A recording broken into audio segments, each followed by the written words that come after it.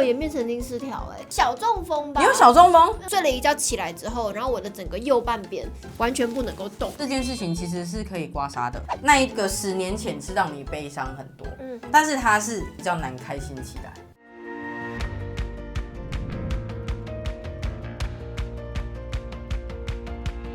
那我们后面刮，我们现在来刮前面，因为我刚刚看他的肩膀，右手看起来好像平常可能会有点不太顺，卡卡的感觉，对不对？他好厉害哦，我都没讲然后发现了，对，然后我再给你一个卫生纸，因为我也发现鼻涕流出来了。他又没有发现，对不对？你是不是神经断掉？没关系，我等一下可以帮你刮一下人中。颜面神经失调。好 ，OK， 那你帮我手吧。我真的有颜面神经失调小中风吧？你有小中风？是贝尔氏麻痹，你知道吗 ？Facial palsy， 但那通常是感染，那比较不是隶属于中风真的有的时候原因也有可能未明啊。所以他眼歪嘴斜。对啊，因为就是它的状态特征跟中风一样，但它的成因跟中风不一样。那个就很可怕那个大家可能不知道什么是贝尔氏麻痹，就是你一觉醒来，你可能前天都还好好的，睡了一觉起来之后，然后我的整个右半边就是从这样中间切下来，整个右半边是完全不能够动，就做什么表达对，这边会有受伤，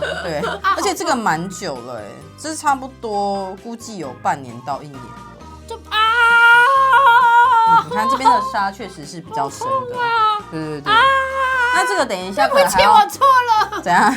我讲到哪里了？颜面神经就是突然有一天，好，然后后来就花了很久时间，才渐渐怎么样？渐比较好一点这样子。你都没有做复健吗？有啊，可是那时候去看西医，他只会开那个，他只会耶是怎样？很嗨，西医很嗨，不是中风耶，这样吗？他只会开那个维他命 B 群跟肌肉放松剂，然后医生说那个没有药治，他就是等他自己好。对。然后他也说那个不知道什么原因，我很绝望你知道，听到这个，因为他好了之后，他其实神经跟肌肉的神经重新长回来的时候，因为神经会牵动肌肉走向，它长回来的路径会跟之前不一样。它应该算是复苏啊。这件事情其实是可以刮痧的。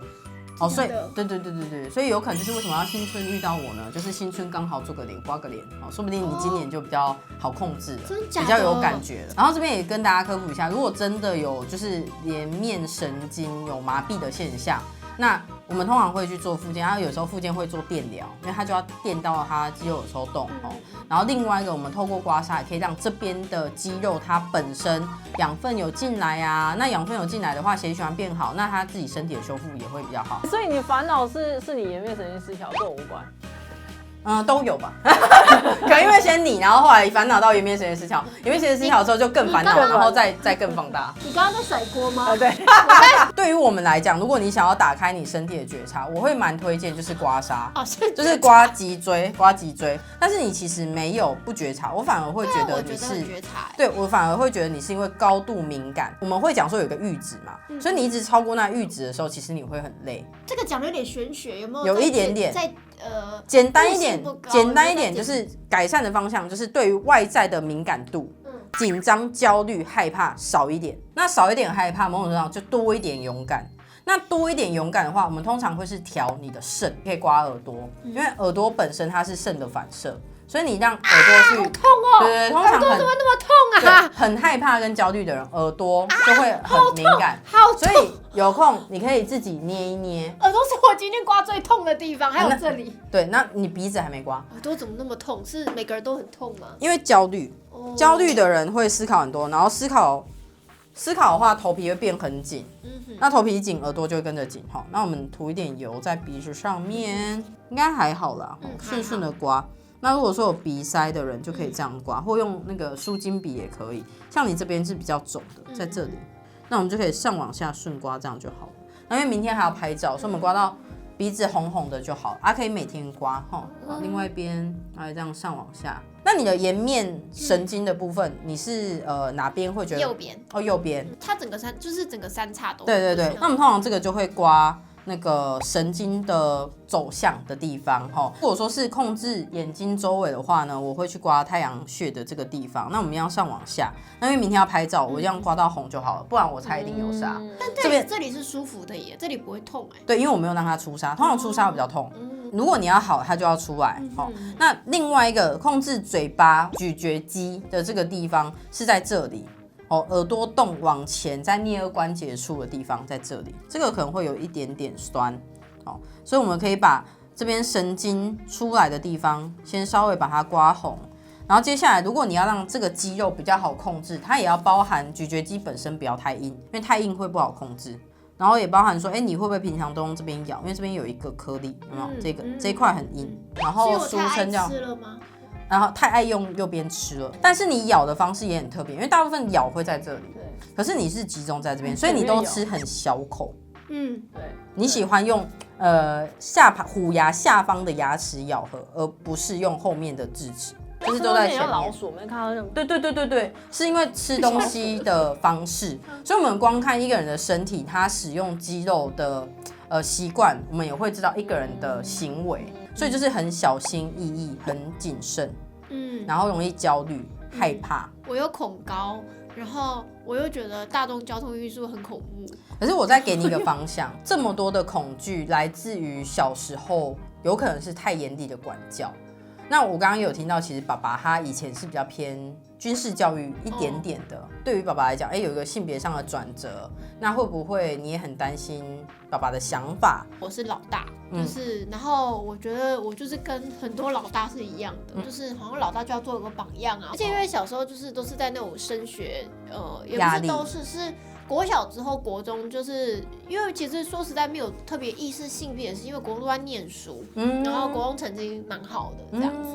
因为像我们家里就是一般的那种军公教，然后家境比较小康这样子，但是父母很重视教育，父母就是标准就是不支持小孩念表演的这种，你知道念艺术啊念表演，他们可能就会觉得说啊这个可能吃不饱啊之类的。可是妈妈是不是？妈妈是，可是妈妈是老师，她不一，就是虽然是艺术，但是她是老师啊。妈妈其实妈妈学历也蛮，我爸妈学历都艺术可以当上老师的那个术科都要忙，学科都要忙。对，而我妈是公费生，在那个年代是很厉害的这样子。我觉得你可以去跟你妈聊天，因为有可能这个纠结是来自于。对，我妈现在只会叫我帮她买东西。还是可以聊天啊，对，买东西的时候才有聊天的契机。好，为什么我会说跟妈妈可以聊天的原因，是因为她其实也知道她自己身为一个艺术的人，她也可以过得很好，所以她其实有展现出来一条路可以走。但现在好很多了，因为我觉得最大的压力其实也都差不多是10年前。因为就是我父母因为现在都退休了嘛，然后心态各方面顾着自己去玩。对啊，然后他们就是对我们也比较有点放开了，不然的话，我爸妈怎么可能会支持我做自媒体？其实就是跟我妈比较无所谓，但我爸一定。我对你就是有点放弃了，放飞，随便都好。每个人都本来有自己的自我空间，就他很尊重你的自我的空间。我太尊重你了，我完全尊重你。反正我们把 Elma 刮完了，这边好热哦。对，才刮几下就好热哦。对，因为血流开始在冲，你们回去就可以这样子去做一个保养，会蛮好的。好。那我们接下来就要来换小妖。那我们换一下吧。舍不得，我好喜欢你的手哦。好，谢谢。好，那我们刮完 Elma 之后呢，我们现在来刮小妖。然后听说呢，今天我们之所以邀得成，是因为 Elma 觉得小妖他需要被你摸一摸。他觉得我身体很需要你。你有提到说，像例如说睡眠不好啊，或者是说这种就是一些生理上面的一些状况。对。然后那时候就想说，这不就是你需要的吗？所以他对你很体贴。对啊。我忘记跟他讲我约的。他完全没有跟我讲啊，他说你要录影哦。我要帮他。你是说你昨天才知道要录影吗？就差不多。我就是等下晚上要跟制作聊一下。他什么制作？忘了跟你讲，这礼拜六。超雷到爆！我帮你把它刮好了，很常有这种事情出现，超长。那睡眠的话，我们最主要是会看脖子这边，所以我们今天大概是 focus 在这里就好了啦。那我突然有一样，先拿我们的日常的保健款刮它盘，因为它比较适合刮肩颈。那我要开始喽。你们两个说老实话，你们两个体温都偏高好像你们家会比较温暖吗？对啊，超闷的哦。台北的家很热。感觉可以通风一下，因为我们两个的体温都偏高一点点，燥热。对，然后体温偏高的话，人会容易燥，会比较静不下来，然后会比较浮动。那这个对睡眠来讲，其实也比较不好，然后就会比较容易多梦或者是浅眠。因为我们家在马路旁边，所以开窗的话就挺吵，而且就挺脏的。要不然就是要开那个冷气，开风这样。对，可能还是要偶尔送风一下。你要看一下，颜色比你深，好可怕哦！所以它脖子的肌肉使用程度比较高。太常转动了吗？什么意思？一般人都会转动啊，还是要转动比较好。拼命摇头，刮起来水水，它比较不好出痧，代谢比较不好。你的代谢还比较好，我喝水都会胖。你的代谢比较不好，但是代谢不好还是要喝水哦。那我们来看一下，你是觉得他比你焦虑吗？我们两个都觉得彼此很焦虑，自己比对方焦虑。你在比烂，他说啊，我比较辛苦，我才比较辛苦，要争一个什么？这是一种情趣，还是这是一种情勒啊？